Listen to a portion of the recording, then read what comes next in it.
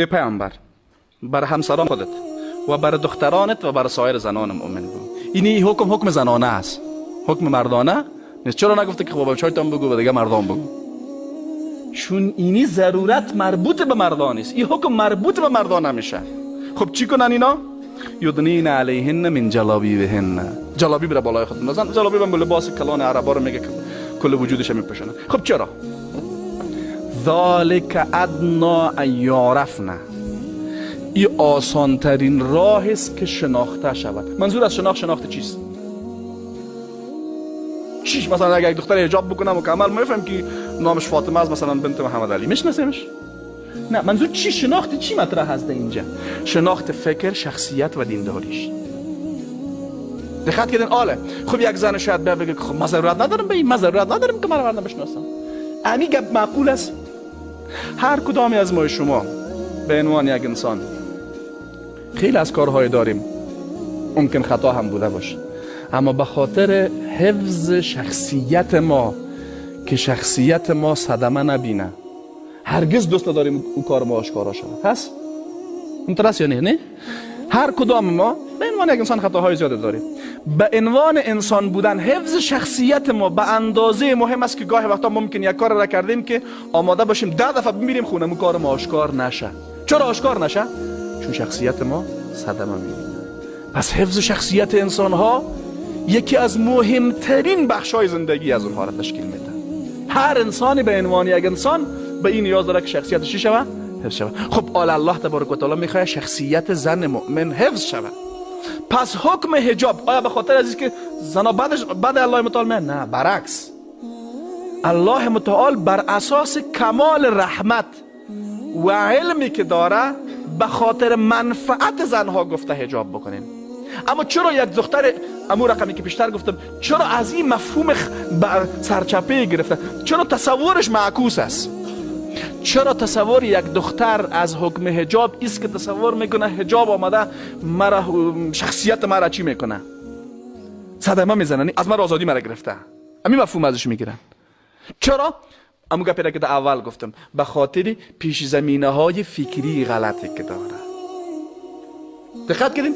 این پیش زمینه های فکری غلط باعث میشه سر اصل حکم قضاوت معکوس بکنه، در حالی که یک زن مسلمانی وقتی از جایگاه و منزلت خودش از دیدگاه اسلام گپ میزنه، یکی از افتخارات زن را باید وجود حکم حجاب در اسلام بیان بکنه.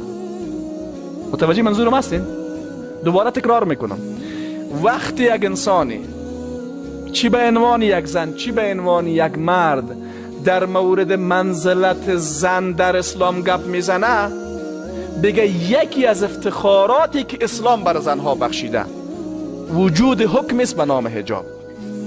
چرا؟ به خاطر حفظ شخصیت زنها. و حفظ شخصیت زن از هر چیز دیگه که برای او زنی که زن باشه مهمتر است، و به اون مردی که مردم بوده باشه حفظ شخصیتش به مراتب مهمتر است. بیشتر مثالش گفتم. دقت کردین؟ پس این نقطه قوت است، برخلاف آنچه که اسلام ستیزها تصور دارن. همیشه سر اون نقطه که اینا اعتراض میکنن دقیقاً اون نقطه قوت است. مگر ای که یک انسانی از لحاظ روحی و روانی و فکری و فلسفی به او درجه انحطاط کرده باشه که این ضرورت انسانی را درک نکنه.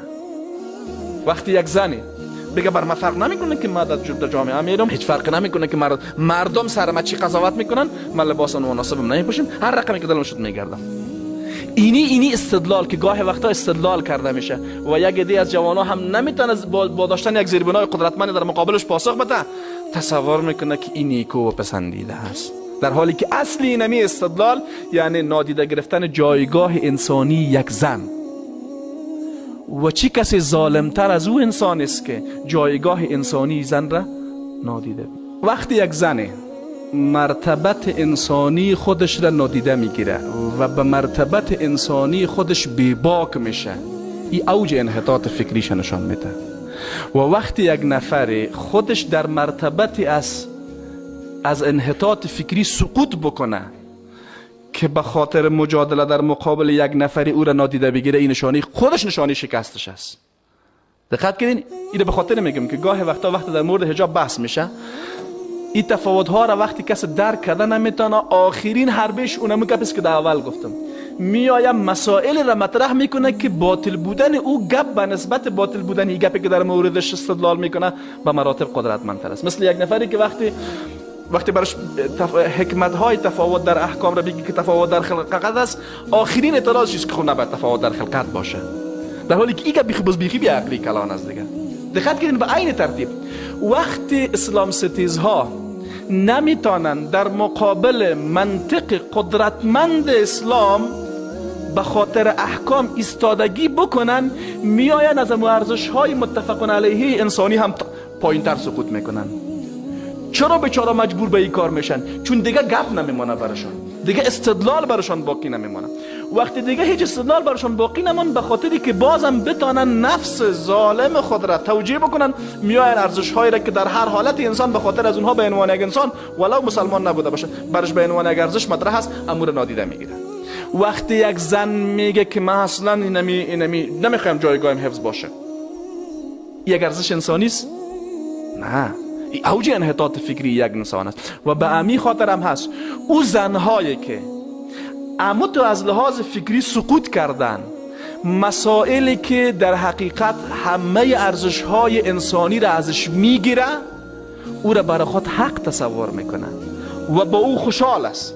مثلا در غرب که داعیه دار فمینیسم است و زنگرایی و زن محوری و فلان و فلان و فلان، چی چیز را بر زن داده که ارزشمند ساخته باشه زن را و چی چیزهایی را از زن گرفته؟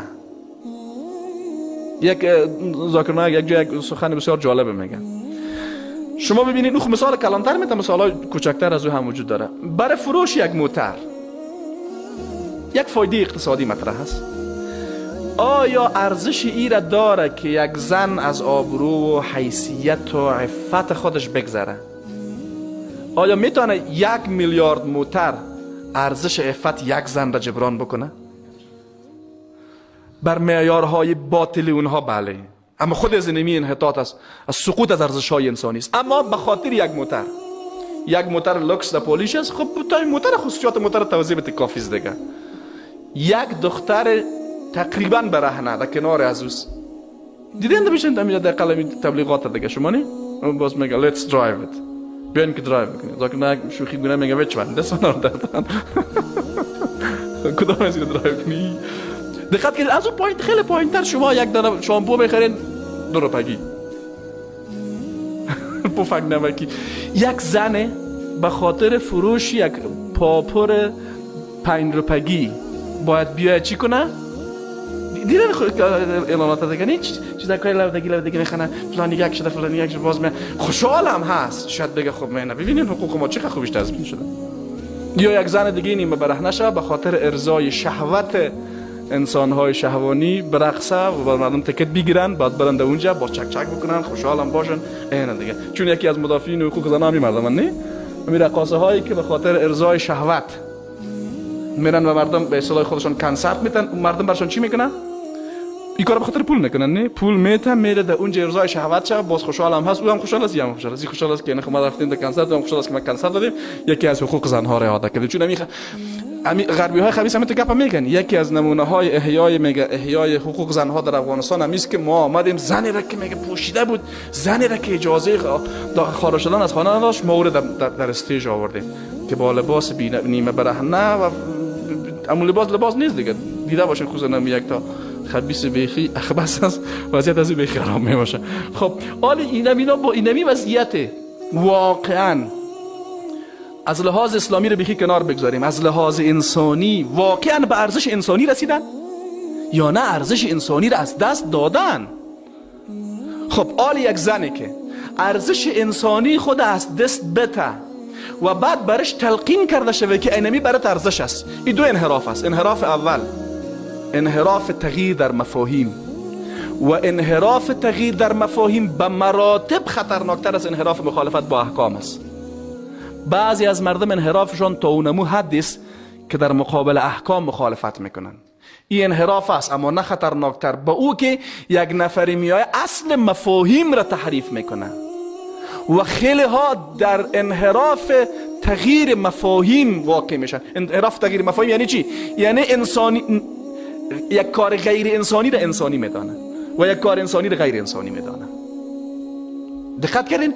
و چرا بیچاره مجبور میشن تا اینمی درجه از انحطاط فکری واقع شوند که یک کار واقعا ضد انسانی را یک کار انسانی بدانن؟ چرا در این درجه میرسن؟ چون نمیتونن از موقفی که الله متعال به خاطر احکام داره در مقابل استدلال پاسخ ندارن، مجبور میشن چی بکنن؟ از حتی مفاهیم خود تغییر بدن. دقت کردین گپ مرا؟ این خودش از قدرت استدلال اسلام ناشی میشه که اونها وقتی در مقابل قدرت منطق قدرتمند اسلام برای یک حکم وقتی نمیتونن پاسخ بگن، مجبور میشن مفاهیم چی بکنن؟ مفاهیم مشترک انسانی را هم تغییر بدن. دقت کردین؟ پس الله تبارک و تعالی زن و مرد را خلق کرده و تفاوت روحی و روانی، عقلی و عاطفی و ظاهری و فیزیکی بین زن و مرد ایجاد کرده و اینمی خودش ضرورت است و عاقلانه و علمی و حکیمانه هست. و بعد بر مبنای این تفاوت ها از لحاظ روحی و روانی و از لحاظ عقلی و عاطفی و از لحاظ فیزیکی و ظاهری، بر مبنای این تفاوت است که احکام متفاوت شده و وجود این تفاوت خودش هم علم است، هم حکمت، هم عقلانیت و هم رحمت و رأفت. دقت کردین؟ و به می خاطر دیگه احکام تفاوت میکنه. یعنی همه تفاوت هایی که شما میبینین در احکام بین زن و مرد وجود داره